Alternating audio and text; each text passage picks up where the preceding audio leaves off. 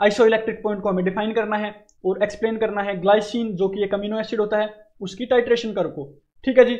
Now iso electric point क्या होता है? आइसो इलेक्ट्रिक पॉइंट जो होता है अमीनो एसिड का वो एक पीएच होता है जो जिसपे क्या होता है, जो मॉलिक्यूल होता है उस पर नेट कोई चार्ज नहीं होता और वो as a zwitterion exist करता है। अब ये ज्विटर आयन क्या होता है इसकी भी हम बात करेंगे।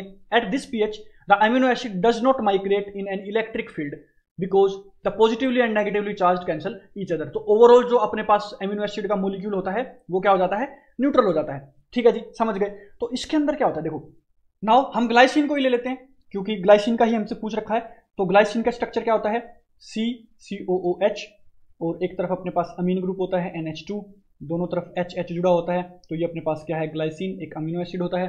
ठीक है जी, ये तो अपने को समझ में आ गया। नाउ आइसो इलेक्ट्रिक पॉइंट समझने से पहले आपको टाइट्रेशन समझनी पड़ेगी कि टाइट्रेशन हम कैसे करते हैं, क्या होती है। ये एक एक्सपेरिमेंटल प्रोसेस है केमिस्ट्री का, इसको आप लैब में परफॉर्म करते हो। देखो जी, सबसे पहले होता है प्रोटोनेटेड। इसके अंदर क्या होता है कि H+ आयंस जो होते हैं वो नहीं होते हैं प्रेजेंट।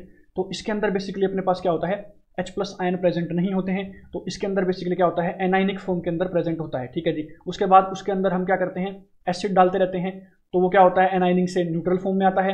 एनाइनिक से तो ऑब्वियसली न्यूट्रल फॉर्म में आएगा जब H+ इसके अंदर ऐड हो रहे हैं। फिर वो जो न्यूट्रल पॉइंट होता है उस टाइम उसका जो पीएच होता है उसको बोलते हैं आइसो इलेक्ट्रिक पॉइंट। क्या होता है, आइसो इलेक्ट्रिक पॉइंट। चलिए इसको समझते हैं। इसमें सबसे पहले हम बात करें इसका डिप्रोटोनेटेड फॉर्म क्या होगा, इसका H+ जो है उसको हटा दे पहले। तो पहले क्या लेंगे, एनाइनिक फॉर्म में ले लेंगे, COO- ले लेंगे। ठीक है जी। तो ये क्या होगा, COO- H एंड इधर है NH2। ठीक है जी। तो H+ यहाँ पे नहीं है तो ये किस फॉर्म में है, नेगेटिव फॉर्म में है, एनाइनिक फॉर्म में है। ठीक है जी, NiN है। अब हमने क्या किया, इसके अंदर H+ डालना शुरू किया।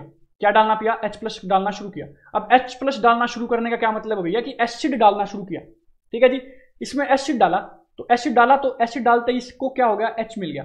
वो H जो है ऑब्वियसली नेगेटिवली चार्ज पे अटैक करेगा, H+ अगर है तो नेगेटिवली चार्ज पे आ गया। तो अब देखिए ध्यान से, अब यहां पे जो है ये किस फॉर्म में होगा, न्यूट्रल फॉर्म में होगा। किस फॉर्म में होगा, न्यूट्रल फॉर्म में होगा।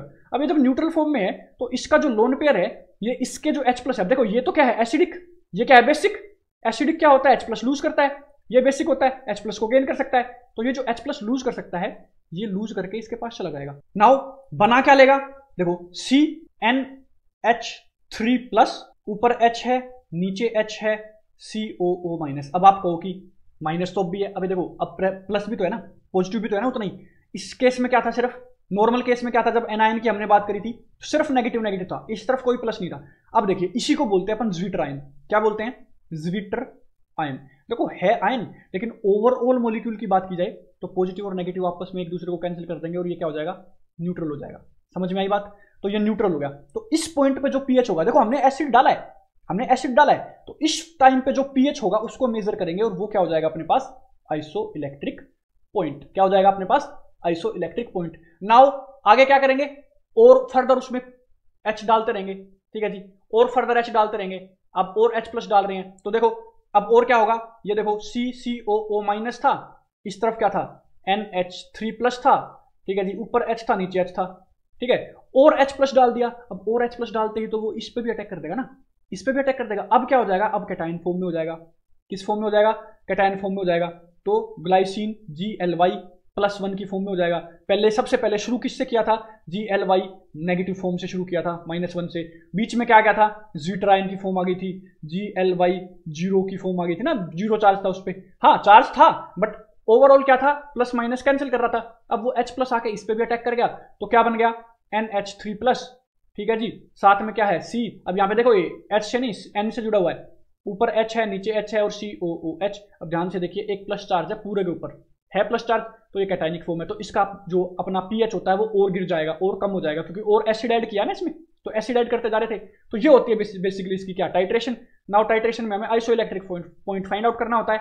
नाउ इसका जो टाइट्रेशन कर्व होता है ग्लाइसिन का वो भी हम चेक कर लेते हैं। ये रहा अपने पास, इसके अंदर एक्स एक्सिस जो है और ये वाई एक्सिस है। वाई एक्सिस पे अपने पे पीएच ग्राफ दिया हुआ है। नाउ देखिए 9 के ऊपर समथिंग, मतलब समथिंग बेसिक के अंदर क्या है, ये कैटायनिक फॉर्म में नहीं एनायनिक फॉर्म में होगा। ठीक है, उसके बाद ये रहा आपके पास पीआई आइसो इलेक्ट्रिक पॉइंट 5.97 जो कि ज्विटर आयन की फॉर्म में यहाँ पे है, ज्विटर आयन की फॉर्म में, तो यही अपना आइसो इलेक्ट्रिक पॉइंट हो गया। अब ध्यान से देखिए ये नॉर्मली भी जो कि है किसमें है, नॉर्मल जो अपना क्या होता है, इस पे कोई भी चार्ज नहीं होता ज्विटर आयन पे, ओवरऑल कोई चार्ज नहीं होता, इंटरनली क्या होते हैं, चार्ज होते हैं। तो ये आपके पास है, ये कैटायनिक फॉर्म है, ये ज्विटर आयन है, और ये अपने पास एनायनिक फॉर्म है। तो इसमें हम H+H+ डालते रहेंगे, तो ये pK2 वैल्यू है, ये pK1 वैल्यू है, और ये आइसोइलेक्ट्रिक पॉइंट है। तो आइसोइलेक्ट्रिक पॉइंट क्या है, 5.97। ऑब्वियसली आइसोइलेक्ट्रिक पॉइंट भी क्या है, समथिंग एसिडिक है। क्यों? क्योंकि यार हम ग्लाइसिन की बात कर रहे हैं ना, जो खुद एक अमीनो एसिड है, तो उसमें एसिडिक पोर्शन तो होगा।